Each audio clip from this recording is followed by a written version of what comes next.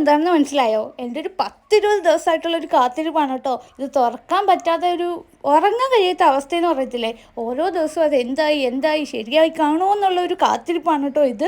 ഇതിൻ്റെ ഉള്ളിൽ നിങ്ങൾ എന്താണെന്ന് ഗസ് ചെയ്യാൻ പറ്റുമെങ്കിൽ ഗസ് ചെയ്തു കേട്ടോ.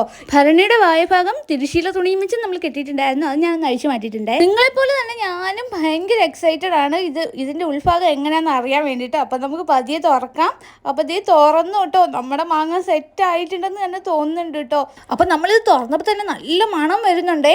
അപ്പോൾ എന്തായാലും നമുക്ക് തുറന്നിട്ടൊന്ന് ടേസ്റ്റ് ചെയ്ത് നോക്കാം. അപ്പോൾ ഏതാ എടുക്കേണ്ടതെന്നുള്ള കൺഫ്യൂഷനാണ്. അപ്പോൾ എന്തായാലും ആദ്യം തന്നെ തവിയിൽ കയറുന്നത് എടുക്കാമെന്ന് കരുതി കേട്ടോ. അപ്പോൾ അത് എടുക്കാൻ വേണ്ടിയിട്ട് ഒരു പാത്രം എടുക്കാൻ പോയതാണ് ഞാൻ. അപ്പം നമ്മൾ ചിരട്ടത്തവി വെച്ചാണ് കേട്ടോ എടുക്കുന്നത്. അമ്മ പറഞ്ഞു കൈ ഇടരുത്, ചിലപ്പോൾ അത് പന്നലാവാൻ ചാൻസ് ഉണ്ടെന്ന്. അപ്പോൾ എൻ്റെ കൈ കിട്ടിയ ഒരെണ്ണം എടുത്തിട്ടുണ്ട്. പിന്നെ ഞാൻ അതിനകത്തുനിന്ന് കുറച്ച് വെള്ളം കൂടി വെച്ചിട്ടുണ്ട് കേട്ടോ. അപ്പോൾ നല്ല എരി ഉണ്ടായിട്ടുണ്ട്, സംഭവം എന്തായാലും നല്ല എരിയുണ്ട്.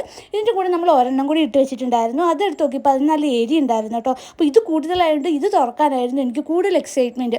അപ്പോൾ എന്തായാലും നമുക്കിതൊന്ന് കഴിച്ചു നോക്കാം. എനിക്ക് ഭയങ്കര ഇഷ്ടമാണ് കേട്ടോ കണ്ണിമാങ്ങ ഉപ്പിലിട്ടത്. ഇത് നല്ല മാങ്ങച്ചൊനയുള്ള കണ്ണിമാങ്ങ ആയതുകൊണ്ട് തന്നെ ഉപ്പിലിട്ട അടിപൊളി ടേസ്റ്റ് ആയിരിക്കും കേട്ടോ. ഇവിടെ പിന്നെ മാങ്ങ സീസൺ ആയി കഴിഞ്ഞാൽ നമ്മൾ എന്തായാലും മാങ്ങ ഉപ്പിലിടി അച്ചാറിടി ഒക്കെ ചെയ്യാറുണ്ട് കേട്ടോ. ഉണക്കൊക്കെ ആണെങ്കിലും നമുക്ക് അത്യാവശ്യം ഇതിൽ ഉപ്പിലിടാൻ പറ്റിയ കാന്താരിമുളകും നമ്മൾ ഒപ്പിച്ചിട്ടുണ്ടായിരുന്നേ. അപ്പോൾ കാന്താരിമുളകിൻ്റെ എരിയും പുളിയും ഉപ്പും എല്ലാം കൂടെ ഒന്ന് മിക്സായി വരുമ്പോൾ ഒരു ടേസ്റ്റ് ഉണ്ടല്ലോ, അതാണ് കേട്ടോ ഈ മാങ്ങയുടെ ടേസ്റ്റ്. എന്തായാലും ഞാനിത് ടേസ്റ്റ് ചെയ്യാൻ പോവാണ്.